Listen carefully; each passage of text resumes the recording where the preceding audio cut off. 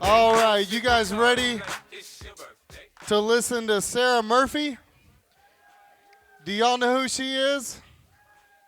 Some of you guys? Well, she's about to tell you. Let's give her a big warm welcome. Hopefully the Bacardi did half the work for me of loosening y'all up, getting you ready to learn. I actually don't have a part in this presentation to introduce myself for who I am because that's a waste of time. If you're here, you probably know who I am. On the front slide here, you're going to see one of those photos that was an accidental take, and I've been horrified by the fact that my legs are in this picture. My beat up soccer legs and sandals, because it was a styled shoot that I thought I was just going to be inside the camper. And then I come out, and she snaps a picture, and I'm like, that is horrid, and if it ever sees social media, I'm just going to be dead. But you guys get to see it, because you guys are my family. So today we're going to talk about visibility strategy. And the reason I picked this topic for today is because for every time I've seen someone ask about pricing and packaging in the Facebook group, I've also seen people ask, I built it, when will they come? Right? How do I get known? How do I get bookings? How do I get people to know who I am, right? And I have a mentor, because as much as I'm always pitching the opportunity to work with me on a coaching basis, I have my own coaches, and you guys met one of them yesterday. Her name is Dawn. She is a life changer. Love her. Another one that I work with, her name is Fabienne, and I read her book before I hired her. And one of the things she says is, however much you're marketing yourself, it's not enough. And I felt this in my bones because I feel like, and even with Mobile Bev Pros, guys, I feel like I'm saying the same shit over and over and over again, and that you guys are just going to stop listening because it's like, man, she's a broken record. But then I hear the same questions over and over and over and over again. And so well, maybe I'm not saying it enough, or maybe I'm not saying it in the right way for people to understand it or to know it. And the reality is just that you guys have your own lives. So just because I post something on Instagram one time, 6 months ago, doesn't mean you scrolled through my feed and read it or listened to it or watched it. Some of you have. But those are the same things that you're experiencing with your clients, right? Yeah, you posted 6 months ago about what your services are and what bars you have. But have you done it recently, right? And so as much as you're marketing yourself, as much as you're saying like, hey, here I am, this is what I do, who I serve, and how I'm different, it's probably not enough. And just because you're saying it on Instagram doesn't mean everyone is hanging out on Instagram. One of my favorite realizations in the past couple of weeks has been, there's this guru, he's a spiritual guru. If you haven't noticed, I'm a little woo. And I just adore him. And he's everywhere. He's literally everywhere. You go, he's on a YouTube channel, he's got an Instagram, he's got a blog, he's got his own app, he's got Facebook, and he's not posting different things in any of these places. It's the same stuff, right? How many of you have been like, well, I posted that on Instagram, I don't feel like I should post that on my YouTube channel, if you have one, right? Like, have you ever been like, I don't want to replicate the same information on every platform because then I sound like an echo chamber? Maybe it's just me. But the reality is that different people hang out in different places, right? And I don't just mean I post on Instagram and then I cross-share on Facebook, right? Like the little toggle. I'm like, yeah, put it there.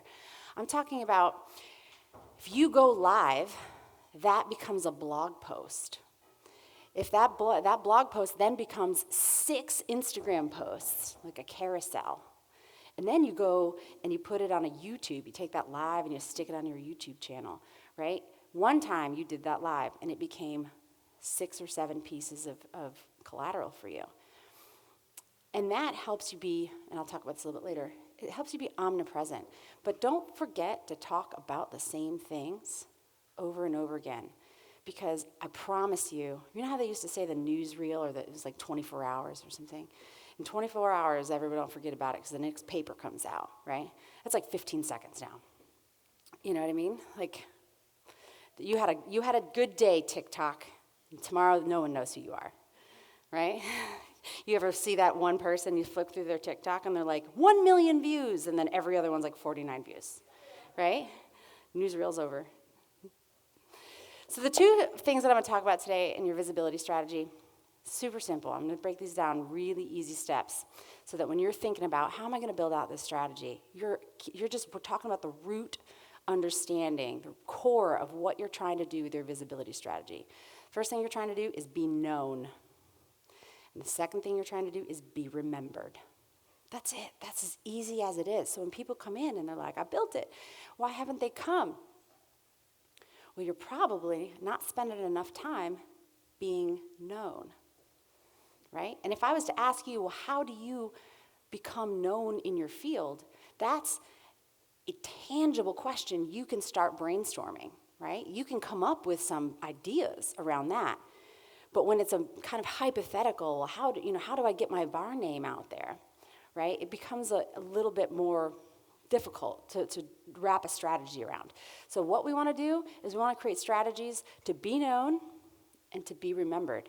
And the other thing that I want you to remember before I get into the rest of this presentation is that you never stop doing both of these things. There is never a time where you get to say, I'm already known, everybody knows me, right? And I'm talking about people that people know. Let's see. I bet everyone here knows who Donald Trump is, okay? He's still out there doing grassroots work so that people know him, right? He puts his name everywhere. Hotels, ballroom floors. He wants to be known. He's not stopped, even though he's a common household name, right? We need to do the same thing for our business. We need to always be working on being known. So the first thing we're going to talk about on being known is the leads and building your funnel, right? So there are 3 main things that I tell people to do to build their funnel. The first, and nobody likes this, some of y'all have already heard my spiel on this, it's cold outreach. Everyone shivers. That's why it's cold outreach. Damn, nobody wants to hear from me. They're going to get mad if I drop into their email box. Well, I'm not asking you to drop into their email box. I'm actually asking you to drop into their email box, their Facebook page, their Instagram message box. I want you to send them a Christmas card, right? A multi-pronged approach, and we'll talk about that. But cold outreach is direct outreach to people who do not know you. You might know them, but they don't know you. Because every single one of you guys was a stranger to me once, right? And the same for your clients. Every single one of your clients was a stranger to you once. And sometimes you get lucky and they just find you on Instagram or they find you on your website. But we don't want to sit here on our heels and be like, can't wait till those people find me, right? So we got to let them know that we're here. Second, you've heard me say it, I'm going to say it again, network. Networking, making connections, and that can be a warm intro. This is a fun exercise. Raise your hand if you started your bar and you asked the people that you know to recommend at least 3 people that they know that might be interested in your services. Ouch. I guess the rest of y'all don't know anybody, right? These are people you know and that already have a relationship with, you feel safe with, right? And all you got to do is be like, hey, I started a business, and I would love to know if you have just 3 people that you could do a warm intro for me. No pressure. I just want to, introduce myself and my services, and if they, don't need them, that's cool too. But it's an email or it's, a networking event. Hey, aren't you part of that? I was just talking with Brett, our AV guy. He's amazing, by the way. He's in Heels and Handshakes, just like me. It's a local networking group. They call it bow ties because he doesn't wear heels. But, if he hadn't, I could be like, Brett, hey, I hear you're a member of Heels and Handshake. Would you mind taking me to the next networking event and, introducing me to a few people? You know what I mean? That's the power of networking. Warm intros and networking. People like to do business with people. You've all heard it, right? So be more than a brand and an Instagram post. Be more than a logo. Be a human that people want to work with. And they're never going to know that unless you show up. Ideally with warm palm in hand. But, post-COVID times, we have a lot more opportunities digitally too. Beth said today she goes live every Tuesday. Lives are important. I don't know if she mentioned it, but lives are important because you become an animated individual that people can get to know, right? I do lives with you guys because I feel inspired. And I don't know how many people watch my lives, but I'm like sweaty from taking a run, and I'm like stretching in inappropriate poses. And I'm like, I just had this amazing, like, I have to tell you about this thing. And you guys resonate with that because I'm a human. I'm not just some person who thinks she knows all these things, right? I'm sharing with you from an authentic space, and I can do that with technology. But you guys are also here, so there must have been some value to that warm handshake, right? That physical presence. And it's the same for people that want to work with you or that you want to work with, right? So the third part is omnipresent marketing. And I talked a little bit about this and being all the places. I'll never forget this. When I first started my business, I had a new baby. I had just started at a new company, and Bar Magnolia was the side hustle at the time. But I knew one thing was really important, and that was that I needed to focus on omnipresent marketing. So I hired a local 21, 22-year-old, and I paid her to go to local networking events and like a Bar Magnolia t-shirt with some business cards because I couldn't, because I was at work or I was taking care of my newborn. And then I paid someone in Florida. And I don't know if anybody here came to the original swig/camp where it was like 7 people and we were just like doing tractor rides on downtown and like taking a boat out on the lake. So that was the OG. We didn't learn a damn thing other than how to get really drunk at Martin's. We learned. But Shelby came to that first one. She was my social media person. Again, 21 years old, knew Instagram way better than I did. And she was tasked with just posting and engaging, right? A lot of us post and then we bail because we're busy, right? Not Shelby. She spent an hour a day reaching out to event planners. Oh my gosh, I really love the flowers here, right? And so people are like, oh, Bar Magnolia, she's new, but she's really appreciating me and my work in this industry. I would love the opportunity to work with her. I go to this art fair thing, and I'm wearing my Bar Magnolia t-shirt, right? Because I want to be seen. I want people to, recognize the logo. And I'm going to the bathroom, and this girl pops out, and she goes, oh, you're Sarah. And I was like, yeah. She goes, you own Bar Magnolia. I was 4 months old as a business. I had not even had one paid event yet. And I was like, yeah. And she goes, you are everywhere. And I was like, thank you. I'm nowhere. Nowhere. I was nowhere. I hadn't even had one paid event yet. I hadn't even donated my first bar to Heels and Handshakes yet. And she recognized me. And it wasn't because I was anywhere. It was because I had put my money into omnipresent marketing. I had someone work in my social media because they knew more about it than I did at the time. I had someone showing up at, networking events in my t-shirt. I had a website so people could go and get more information. But it was a relatively low threshold thing for me to do. Was it cheap? Nope. I paid Shelby probably $800 a month. I paid, for every drink, and then the ticket price for the girl to go to the networking events. But it was totally worth it. It was absolutely worth it. So the cold outreach section of this. Here's my method for this. I focus first on what I've termed amplifiers. I don't know if that's a real term or not. Anyone who can be of more value to you than the single body that they have in front of you can be an amplifier, but not everybody, right? Some of you guys are amplifiers for me. Dana's a great amplifier. Where'd you go, Dana? She's a great amplifier. She tells people all the time the impact that Mobile Bev Pros has had on her business and her experience. That's an amplifier for me, right? Who are your amplifiers? Or potential amplifiers? I'll give you a couple. Event planners. They plan maybe 50 events a year, right? That's not, you make one friend, and she tells 50 people about you, or he. Venues, another one. They may have 150 events there every year, right? And everyone's like, oh, it's the golden ticket. If we can just get into the venues, then we don't do shit. We don't have to network. We just take the money, right?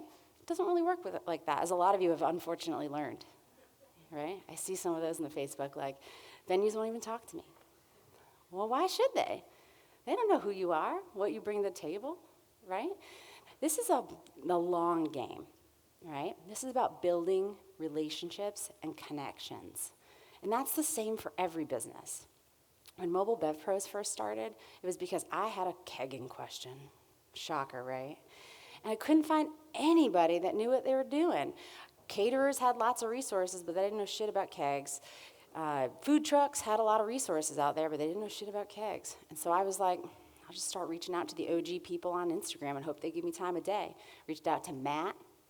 You guys know how that went. Dizzy with information. Reached out to Belinda from Happy Camper Cocktail Co. And then this happened, right? But it came about because I was reaching out, and they became known. They started knowing who I am, right? And that's how amplifiers work. You guys are here listening to Matt because I'm an amplifier for him. I appreciate him, his product. He's dedicated to this industry, so I amplify his message, right? So your amplifiers are going to be the people that you can win over, but not without a relationship. If Matt and I hadn't had hours upon hours of Facebook Messenger conversations and hot chicken from Prince's, which burned down shortly after he left. So I still blame him for that. He wouldn't be here, right? So I'm an amplifier him because we built a relationship. And that's how you do it with amplifier, how you build your own amplifiers. And it doesn't look like hi, I'm Sarah with Bar Magnolia, a new mobile bar here in Nashville, Tennessee, and I would love to be on your preferred vendor list. Thanks. Send. Right? Why? Why would they say yes to that? What it has looked like is, hi, I'm Sarah, owner of Bar Magnolia, Nashville, Tennessee. I have a great appreciation for venues. These are the pain points that I can solve. Professional bartenders show up on time, leave the place cleaner than when I arrived. We serve responsibly. We carry our own $2 million liquor liability. We add you as an additional insured. Now, what am I doing? Am I selling? I'm serving, right? There's a major difference when you show up in someone's inbox and you say, this is how I can support you. Then, hi, can you do something for me? Right? There's a big difference there. So sometimes I reach out to my list of amplifiers with just a seasonal cocktail menu. These are the cocktails we're serving in the fall. I don't know if you guys have any, fall brides that might be interested. Or get on LinkedIn. This is the Christmas cocktail menu. I don't know if you guys are planning a holiday event this year or not, but if you're in need of a bartender, these are some of the things that we could serve your employees, right? Now, am I selling? Yes. Obviously, I want you to hire me. But they're also getting something of value out of that, right? And in the case of reaching out on LinkedIn to office managers or whatever, they have to plan a party. And let me tell you, as someone who does not like planning parties, I like drinking at parties, I would love it if someone just come to me and like, check, done with that. I got the bar. I got to find a florist and stuff now. But, you're of service to them. And so that's the simple mindset shift that I'm going to try and get you guys to walk away with, is that if you're reaching out and it feels salesy, it feels yucky to you and them. And that's why cold outreach gives people, chills. It's like, oh, that's so gross. It is if you let it be gross. Yeah. You can be used carsman-ish. You can be pushy, right? I think even Beth said, when it comes to email marketing, in her case, she was talking about email marketing, you want to give them content they actually want to read, right? Same with you. You get how many emails a day? I get a ton of emails a day. And when people are constantly asking me for stuff, I just delete. And that happens some of the people I really I signed up for your damn newsletter. I wanted this information, But if it's every day, I'm I would have bought it if I wanted it, You don't have to tell me about every day. So, make sure that when you send something out, you're of service. You can still ask for things, right? You all are here. You had to pay to be here. I asked you. I invited you. You had to pay to be here. But hopefully you'll see I was serving as well, right? That's the difference. So make a list of your amplifiers. Start with your event planners, start with your venues, start with anybody that you think corporate event planners are great, right? Anybody that you think you could tell about your company and they can go and tell a bunch of other people. And it may not look like an event planner or event, it could be a caterer. I've heard a number of you say, yeah, I've got a caterer here who wants to like use me all the time. That's an amplifier, right? Caterers can be amplifiers. Florists can be amplifiers. I heard once, I don't know if it's true, that the vast majority of brides book their photographer first, before they have a venue, before they have anything else.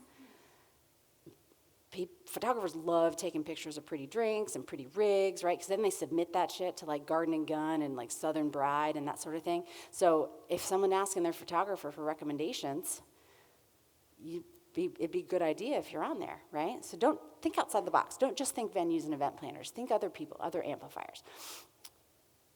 Then I take a multi-pronged approach. And I learned this from a software company, TPP, I think it was. It stands for Total Party Planner. And the reason I was looking into that software was because when you get to, scaling out and you've got 7 events in a weekend, you've got prep lists and batching lists and all of that stuff. And caterers, they already figured that shit out. You know what I mean? Like they're used to that. So they have software specific for that. Dubzato's not going to do it for you. And Excel is annoying for that. So I was like, Total Party Planner, let's talk. They followed me on Instagram immediately. Oh, well, thank you very much. They sent me an email. Then they sent me a text. I got it. Y'all, I have a demo scheduled with you. Okay, cool. Then they followed me on Facebook. I remember who they are. I could tell you it was Total Party Planner, probably because they were engaged with me as a business, right? And so I take a multi-pronged approach in my cold outreach. I'll send them an email, and then I'll go follow them on Instagram. Now they're seeing me twice. They saw me in my Instagram, and they saw me in their email. Then I'll go follow them on Facebook. Oh, now Bar Magnolia is in 3 places. They say someone's name 3 times when you meet them so that you remember it. Whether they want to or not, they're going to remember my name, even if they're pissed off about it. You know what I mean? Which they wouldn't be because I'm very nice. A lot of you might even have gotten a message if you follow me on Instagram. I always reach out. I'm not selling you anything. I'm just saying, hey, I'm here because I support this community, and I'm happy to have you a part of it, right? And then they remember who I am. If they ever need anything, like, you know what? This woman offered to help me. And then you guys message me back, and you're like, how do I price and package? Exactly. How many koozies should I order? So take a multi-pronged approach for a few reasons. One, some of you probably really suck at email.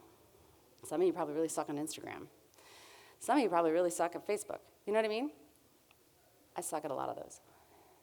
So if you're everywhere, you're going to hit them somewhere where they're going to respond back, right? Some people are like, oh, yeah, message me on Instagram. I'll get right back to you. Don't, it'll take a day or 5 to get back to you on Instagram. Remember, be of service, not salesy.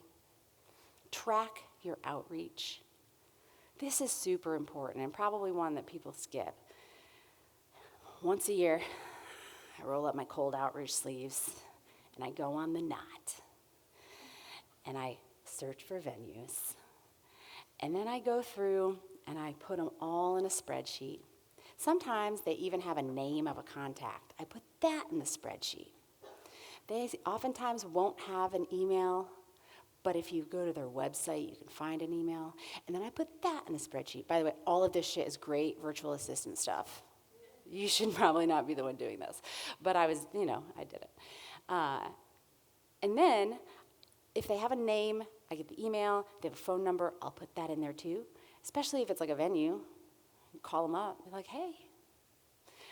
And then I've put what type of venue they are or what type of event planner they are, right? If it's an all-inclusive venue and they don't do bartenders, I'm not going to send them an email about my bar. I'll probably send them an email about my espresso services, though, because not too many of them have espresso.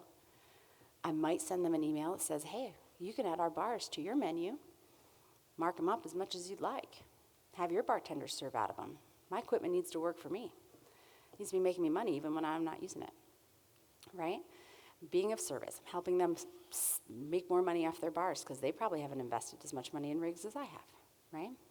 So then once I indicate what type of venue they are, what type of event planner they are, then I can send them a catered email to their needs. So I don't send every venue the same email. I send full service event or venues one email, farm venues another email, urban venues another email.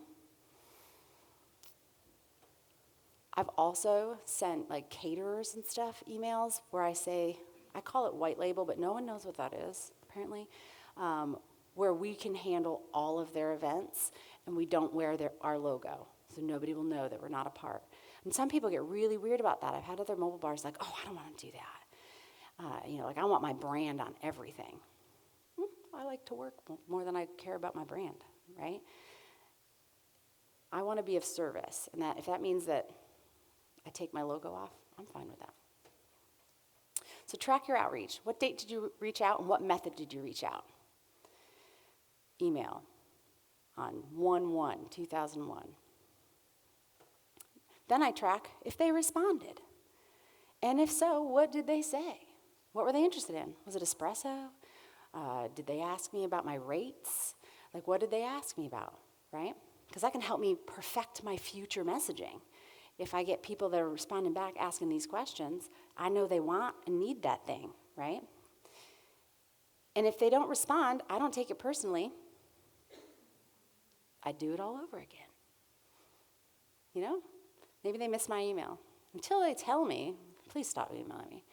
Again, because I'm not being salesy. I'm not like 50% off if you buy by 6 p.m. tonight, right? I'm just making that. And sometimes I'll just send emails where I'm like, hey, right after COVID, we got the mask mandates removed here in Nashville. I reached out and I just let everyone know I'm still here. Maybe some of them had changes in, general managers or changes in, planners. Maybe some planners aren't even in the business any longer. So I just reached out and was like, hey, I'm an extrovert and I haven't seen people in a really long time. So if you want to get coffee, I want to get coffee. And Bar Magnolia is still here for your guests and your clients for this coming year.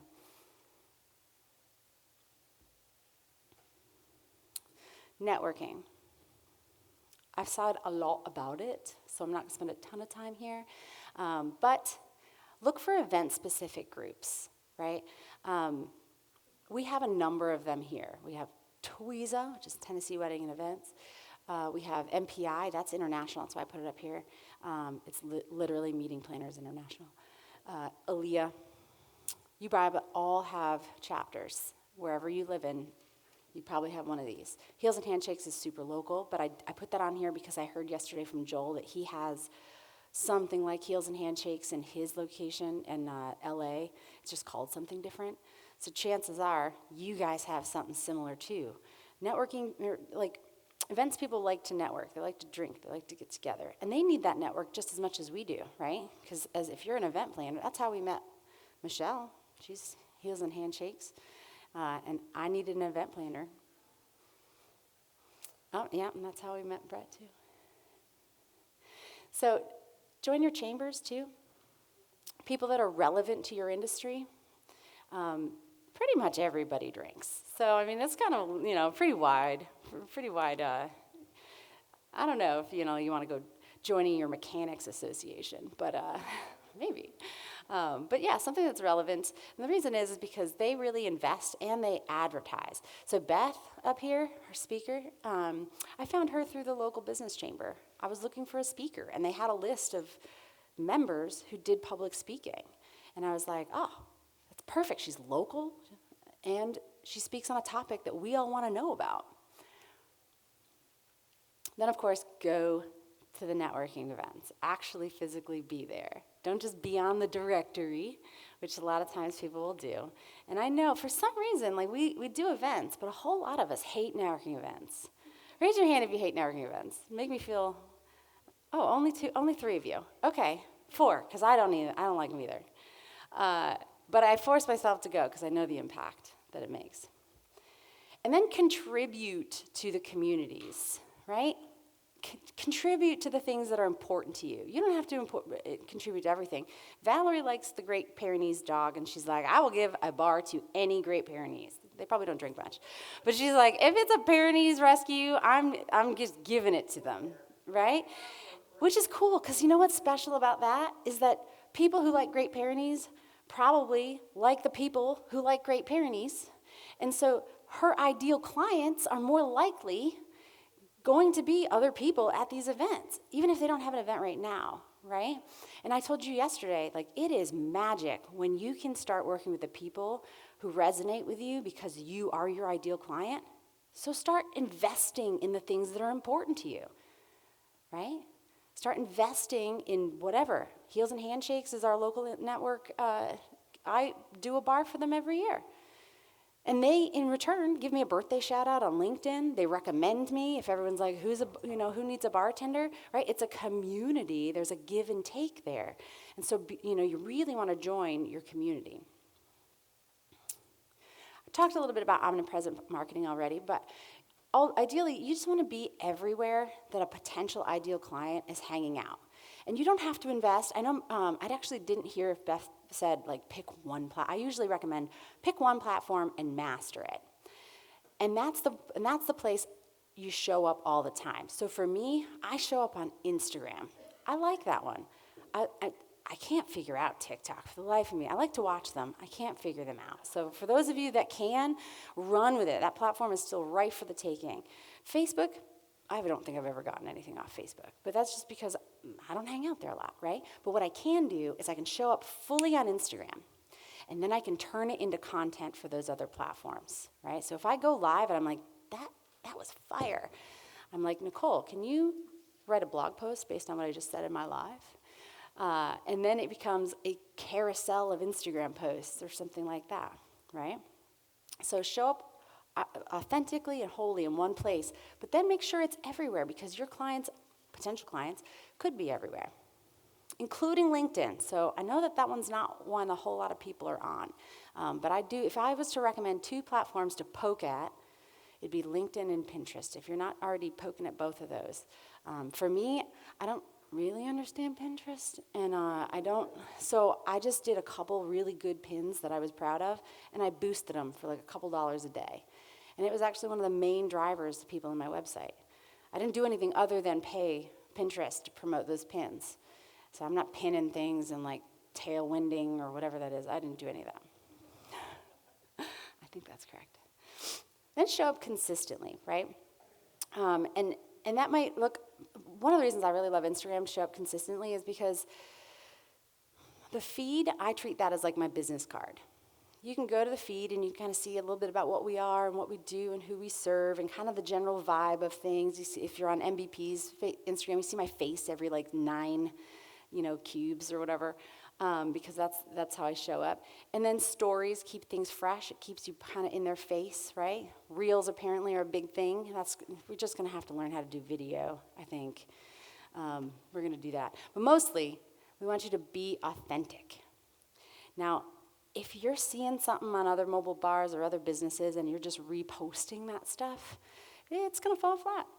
It just is, because it's not yours, right? And you don't want to confuse people about your brand voice. That's the main thing. Like, you guys know my brand voice. It's sassy. It swears a lot, and if I had someone else up there, doing my content, you'd know it. You'd feel it. You'd feel that it was not me. And so you want your social media and all of your marketing to be in your voice. And I've actually been kind of low-key watching this trend. And the people that I resonate the most with, gurus, marketing experts, any coaches, they're the ones that do their own content themselves. They may not be the ones posting it. They may not be the ones that are, breaking it up into digestible bits. Like, when I revived the podcast before, I had talked to a company where I was like, if I do a podcast, can you just like clip it into like 30-second clips so that I can put it in other places? And they're like, yeah, absolutely. But they can't do the podcast for me. right? I can do the content, and then I can hire someone else to do a lot of the other bits.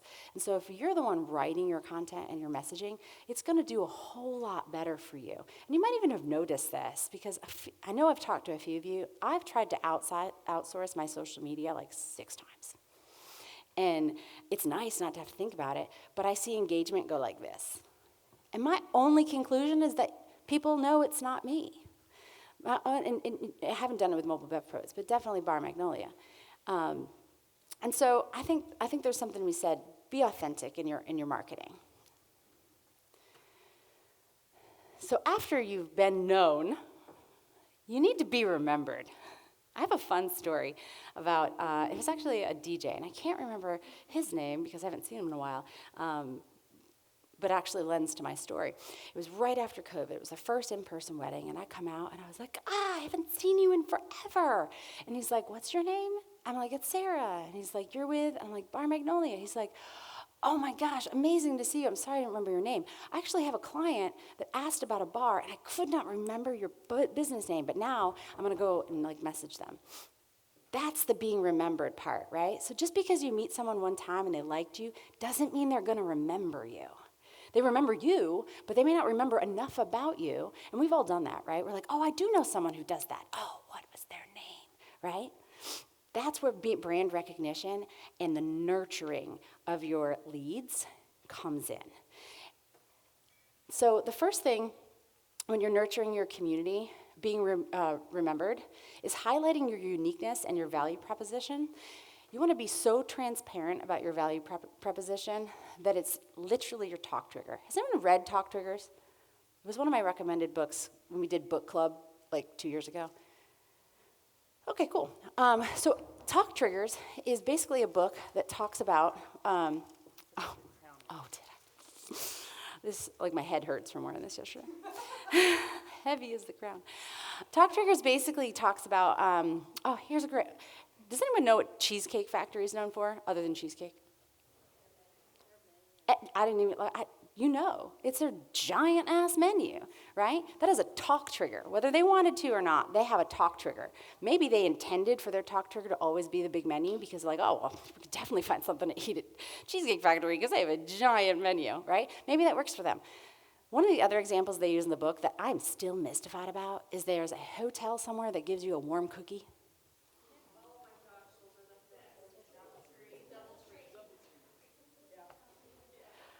You have so many options on where to stay, which actually later on I'm going to do a poll as to why everyone picked the Hyatt when the Holiday Inn Express is so close. Not right now. But I'm like, how do people make decisions? How do they make their decisions? Some of y'all do it because there's a warm cookie involved. You know what I mean? So if you can be intentional about your warm cookie experience, then it's a talk trigger. And you can create intentionally a talk trigger for yourself utilizing your value proposition. And I'll talk about that in the next slide. So the other thing is to stay in touch, right? And this could look like you've already got your list of amplifiers. You add to that list people you meet and that you like, right? Maybe the DJs that you meet, the photographers that you meet, you want to just keep in contact with. I get random Christmas cards from a lot of event planners because they do better at this than I do. They keep a list of the vendors that they've worked with over the year, and then they send a Christmas card. That's really lovely, right? They're nurturing me so that I remember who they are. And then if someone ever asks me for an event planner, I can almost never remember any of their names, right? Only the ones I really didn't like working with. I'm like, that person, she's so hard to work with, never gives me any information, always changes the floor plan. I remember those. But I do remember the ones that send me a Christmas card, right? Clearly that DJ didn't send me a Christmas card because I don't remember him. Then I'm always going to say be of service, right? Because even your vendors and your clients, if you go to a wedding show and they give you an entire list of 500 brides or 1,000 brides or whatever it is, right? And you'll upload that into your newsletter. And you might, I don't know, some of you might convert a whole lot more. I usually convert one person every bridal show. Basically pays for the bridal show. But y'all know probably by now, I don't go to bridal shows for the brides, I go for the other vendors. That's a networking opportunity for me, you know what I mean? And so I've got 1,000 brides in my email list. One might book me. What am I doing with all the rest of them? Well, I'm just going to nurture them for a while. Their wedding might be over, but they probably still have other celebratory events, right? They probably have birthdays and 50th birthdays and retirement parties and baby showers, especially if they got wedding. If they had a wedding, they probably will have one of those. Probably a baby shower a couple years down the road, right? But I do it in a way that it's like, again, of service. What do? I do cocktails. And so Christmas comes, here's my Christmas recipe. Brianna, the sommelier who did our wine classes, was one of the things that we worked on when we did coaching together, was getting her a newsletter structure that she can send out whenever she wanted, once a month or whatever, and like coming up with a few categories that were of service. Yeah, one of them might have been like a service that she was offering, maybe a discount promotion. One would be a recipe that she created using wine.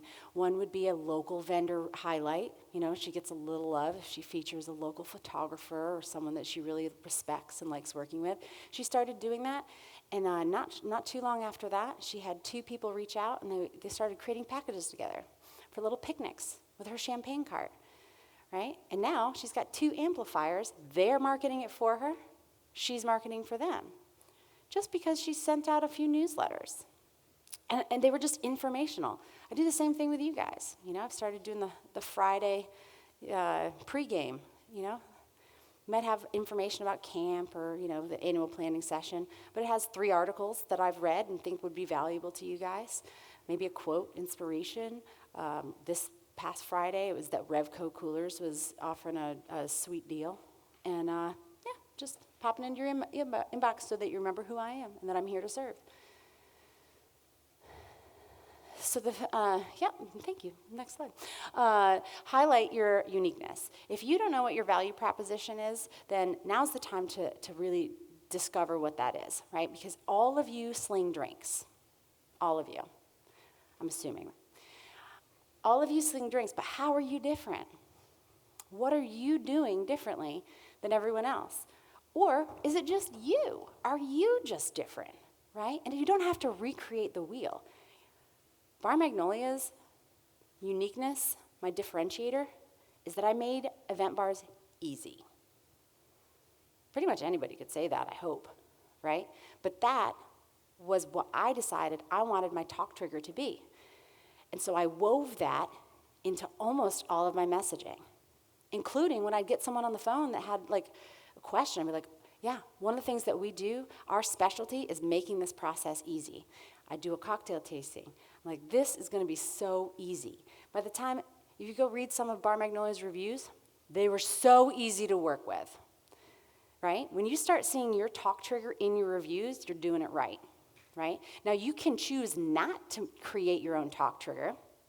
That it'll likely get chosen for you, whether you want it to or not. Sometimes it's good, and they're like, best cocktails.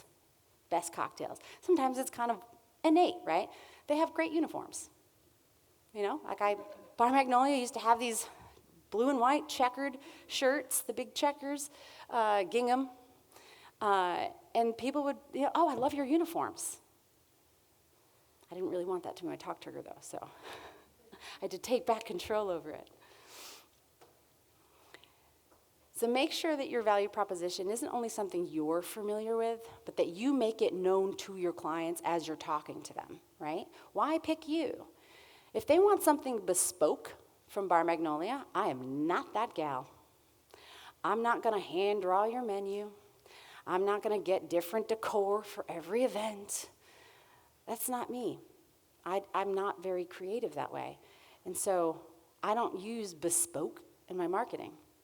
If you want a menu, you can either have your designer do it, or I can print you off the same generic menu that I print off for every other event. Most of the time, that's fine with them, and that's okay.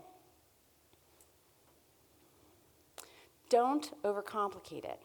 Like I said, mine was, we make bars easy. Yours can be, we'll dance with you on the dance floor. I swear, some people like that. Some people love it when the bartenders get down with them on the dance floor. Can't tell you how many times they see me dancing behind the bar, and they're like, come on out. I'm like, no. This is the only reason I'm here. You're there, I'm here. This is my safe zone. But yeah, your value proposition can be anything. If you're doing coffee, see Emily in the back, maybe you put initials in the top of everything. Maybe you make the best foam art. You can do whatever it is that you're good at.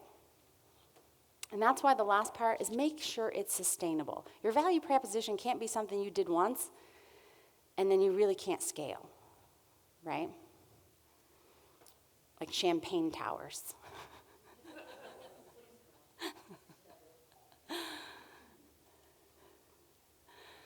All right, now we're going to talk again, right? Be known, be remembered. Now I'm going to break it down into 3 additional components. Every single person that you meet that enters your lead funnel will be either a cold lead, a warm lead, or a hot lead. There's a dude I love, his name is Scott Oldford. He says this a little bit differently. He says they're either on the sidewalk, the slow lane, or the fast lane. And you drive differently based on where they are, right? If you are in the fast lane on the sidewalk, you're going to hit them, right? And so if you see someone on the sidewalk, chances are you're going to have to walk with them, right? If you're in the fast lane going slow, they're going to hate you. Get over, right? So you got to meet people where they're at. And so a hot lead, they are someone who knows they have a pain point and they know they're ready to spend money to fix it. And in our case, the pain point is that they need a bar and that they want whatever it is that we're offering. If they're a hot lead, and that means they're ready to do something about it. They're ready to book. Those are the people you get on the phone, their bartender just backed out, and you're like, $7,000. They're like, done. Like they are just solving a pain point at that point, right? Maybe they've been stalking you on Instagram for the last 3 years, just waiting for Bo to say, will you marry me? And then as soon as he did, they're in your Instagram going, yeah, I said yes. I need your bar at my wedding, right? They're a hot lead. Lock them down. But the vast majority of people aren't hot leads. So you can't treat everyone like a hot lead, right? A warm lead, they're engaged. They're a corporate planner. They know they need a bar for this thing. But they're not sure they're ready to pay for your bar. They're not sure if they want beer and wine or they want the full cocktail experience, 17 activations. They don't know. They don't know what they need. They know they need a bar. So they're browsing. They're getting a bunch of quotes. They're calling people. They're asking you if you'll be willing to set up here and then relocate the bar for another hour down here, right? They're just trying to feel out the field. They're a warm lead.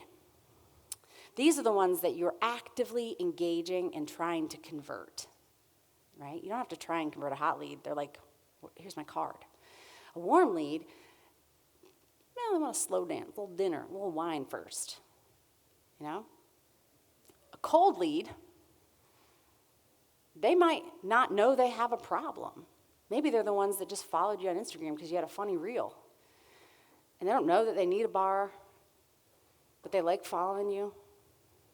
They don't have any reason to give you any money yet because they don't have a need for you, or they don't know that they have a need for you, right? Like maybe they're that office party and they're like, we'll just grab a bunch of beers and we'll just put it over here and it's fine. We don't need a bartender. And then the boss comes in later and is like, what are you talking about? Liability, we need a bartender. Then that cold lead becomes a warm lead, right? So your job with your lead funnel is to have a way of identifying or nurturing people based on where they're at. So what might that look like? I'll tell you. Maybe you're sending it out an email. This is just a real basic example.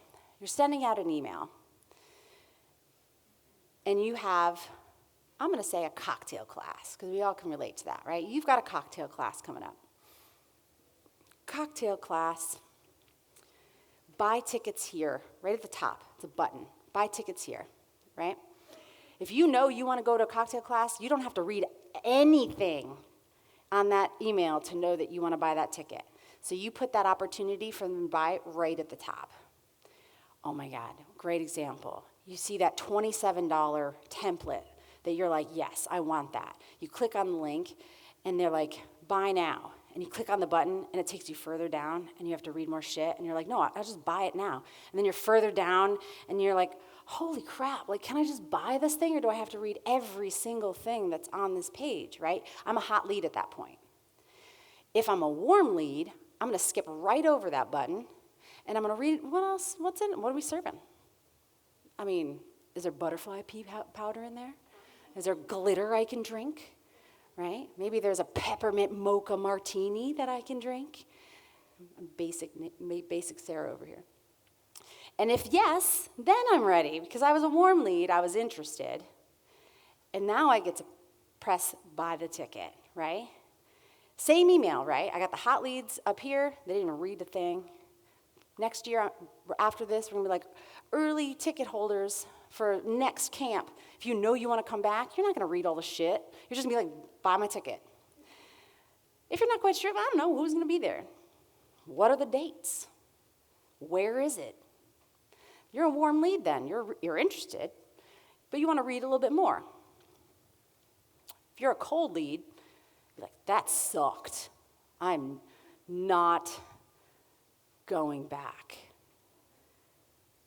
unless there's something here that really, really makes me happy. So maybe you'll scan, or maybe you'll delete. You'll likely delete, right? Because you're a cold lead, you hated it. But then I send the next one, a little bit different messaging. You might be interested now. If something changed that you didn't like, you might be interested now, right? Maybe you won't. Maybe you delete it again. Maybe you unsubscribe at that point. If you unsubscribe because you hated this, I'm okay with that, because obviously this wasn't for you, and I'm not for you, right? Cold leads sometimes fall off entirely, and that's okay. That 1,000, brides that you put in your newsletter, they got married, and they're like, I don't drink anymore. I don't need this. They unsubscribe. That's cool. They were never your client anyways, right? Some of them might hang around just because. They're like, well, I couldn't afford it for my wedding, but maybe a smaller event, maybe a baby shower, maybe my friends, maybe my 30th birthday, right? And the last thing, obviously, I'm going to keep saying it, be of service. Solve a problem or a pain point. Always be focused on building a relationship, not making a sale. We've already heard, probably the know, like, and trust, but be likable and build trust. You stand in your integrity, right? And let people know that they can trust you. Great example of this. Local here, there was a caterer, booked a bunch of weddings, showed up to 0 of them. That's not a good way to build trust. But they're known. Everybody knows who they are. But no one's going to book them, right? Anyways, that's just the slide in case you weren't sure all the ways to work with me. Any questions? Damn, I must have killed that, or everyone's sleeping. Do people feel more comfortable building a visibility strategy, right? If you're new to the industry and you're like, I have no idea how to get my name out there. Now you do. And where to start? Yeah, right? How many? At least one. Yeah. I kind of think I know what you're going to say, but especially for new people, that I still suffer from all the things that I should be doing. So you outline, we can show a lot of different ways, different channels that we could be more visible. I'm kind of making it my mantra just to focus on one thing at a time and give myself that time, because it feels like we need to be doing all of this from the start, and that's just the recipe for failure. So like right now, I'm focusing on email marketing, but even when I'm focusing on that, it's like I'm neglecting the stuff, because I'm not doing some of that. I'm focusing on email. So I'm just curious your thoughts on that sort of thing. Yeah, I love that question. And the reason being is that in reality, It would be awesome if we could do all the things that everyone has ever recommended that you do. If you could implement every single suggestion that every single marketing business guru said that you should do, that'd be awesome, right? We'd be nailing it. But the truth is, you can't be at all places at all time. So the one thing that I want to say from that, I want you to guys right now agree to forgive yourself for any of the things that you're not doing, right? Dawn didn't say it yesterday, I don't think, because I wasn't in here, I was teaching. But one of my favorite things that she told me is that when it's for you, it's before you. So like if Instagram was on fire and you're like, man, I really got to get on there because you were fired up about it, then be on Instagram. If you're like, I really got to get my email marketing done because I really love email, then get on email, right? You can't be in all places at all times. You could prioritize it. You could have a VA do a bunch of the, redistribution of your content for you if it was important. But if you are able to show up fully and authentically, even in one place, you're already doing better than before. And the other thing you're going to notice that when you do that, the progression on what you should do next is going to be natural, right? So you're going to be out networking, you're going to be getting business cards, you're going to be shaking hands, kissing babies, and then you're going to feel the drive or the desire to follow up with them. Or maybe you don't. I don't follow up very well. I don't even like taking people's business cards because they'll probably fall out of my pocket on the way into the car and it's on the floor in the rain. So I'm a terrible, terrible follow-upper. But y'all are still here. Bar Magnolias did well, right? You can build a very successful business without doing all of the things, as long as you focus on doing the things that you want to do and then you have the capacity for well. Love that question. Yeah.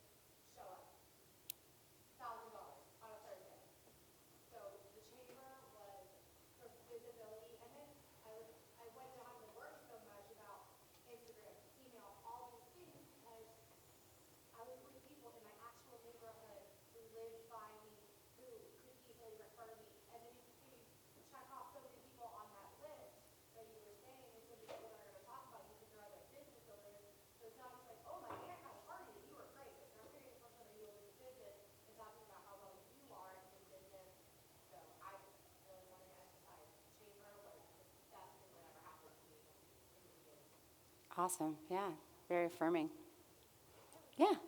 So in Oregon, they have it's called ORLA. I had to write down to remember what it was. It's the Oregon Restaurant and Lodging Association. Uh-huh. And I really love the community here and would love to reach out to mobile bars in my area, and I'm scared. Do you have Yeah, what are we scared of? I don't know, I'm scared that they want competition over community, and I really want to be more community. Yeah. That's kind of the message I reached out to in the very beginning. Dropped into Matt Maroon's Instagram. It's shocking you ever saw it, because if you don't know, Matt does an Instagram. And I was like, hey, I have a philosophy of community over competition and whatever. He said yes. Some other people, who shall not be named, they said no. And they're not here, and that's okay. So like the only thing to be scared of, I mean, I get the feeling, right? Because no is something we've all been taught to be afraid of. Because no means you don't like me, right? But that's not what it means at all. They don't know you. You drop into someone's inbox with a cold email, and they say, get out of my email box. I never asked for this email. That has nothing to do with you. That's all of them. You know what I mean? And so, yeah, it's a little scary to put yourself out there in all areas of life. But the worst thing that they can do is say no. And there's really nothing scary about that. I say do it. And then have them come next year. Right. and ask about pricing. One last question? Yeah. The only thing I'll add to, I've heard a lot of people say they're uncomfortable with going online, so they don't know what to say or how to act. One thing that really helped me is I would text like my 4 best friends. I'm going on live, can you please just be there and interact with me? And that really helped me get used to answering questions and reading questions as I'm talking. It's been working, but they might not. But I don't know if you guys have ever seen me on live, but oftentimes I'm talking and I'm like, if you have any questions, and then there's nothing, and I'm just staring at the camera. I'm like, no questions? I'm just going to sign off then, because this is awkward for everybody. So yeah, I mean, I don't even go live for questions usually, just because people are all doing other things. It'll say 100 people are online that follow you, and then like 6 people will show up. I don't blame them. I don't watch a whole lot of lives either. I will sometimes go back and watch them, when they're not live. But like, just recognize it's not personal. What people are doing or not doing has nothing to do with you, right? Sometimes I'll do a live and not a single person will show up, and I'm like, oh, thank God. Like, it's being recorded. It's there if they want to reach it. But like, you just put yourself out there and realize that like you are of service. You are gifting this world with something that you have decided is so important to you that you want to go out and share with other people. Why would you want to keep yourself small there, right? Be as big as the room will allow you, as big as the world will allow you to be. And this is one thing that I just constantly say, and I think Leslie said it, the entrepreneurial journey is the single best personal development journey on earth. Your business will only become as big as you let yourself be, right? And that's why without continual personal development on you, your business doesn't get bigger. Because let's say you don't have a whole lot of managerial experience, so you keep your business small, because as soon as you add on another employee, or as soon as you add on a GM, or as soon as you let someone else drive your rig, you got to manage a person, right? So you just keep it small. Or do you learn how to manage people, right? Are you going to suck at it at first? Probably. I mean, you got to fail to figure out how to do it right? So you learn how to manage people. And then you got a team of 10. And then you got 2 franchises. You got one in Knoxville, one in Nashville, right? Because you've gotten bigger. And you don't get bigger without personal development. You can choose to work with coaches like I do, or you can do it the hard way and just figure it out. We've all done that too, right? There's a lot of things that we do in our lives where we're just like, I can't even tell people how I feel right now, so I just have to figure it out myself. And you figure it out, right? You can do either of those things, and they're both of equal value. And the third option is just do nothing and stay small. And that's okay, right? It's whatever you're willing to do. But you're not, most people here, anyone here is probably not trying to stay small, right? You're already investing in yourself and your personal development just by being here. And so you're a great, indication of your business is growing because you're investing in yourself. You're going to leave a better entrepreneur than you came, which means your business has greater chance for success than when you got here. That's all you can do. Michelle's waving me off, so I gotta go. Sarah's going to be here all day and tomorrow too. Thank you so much, Sarah, for explaining some visibility strategies.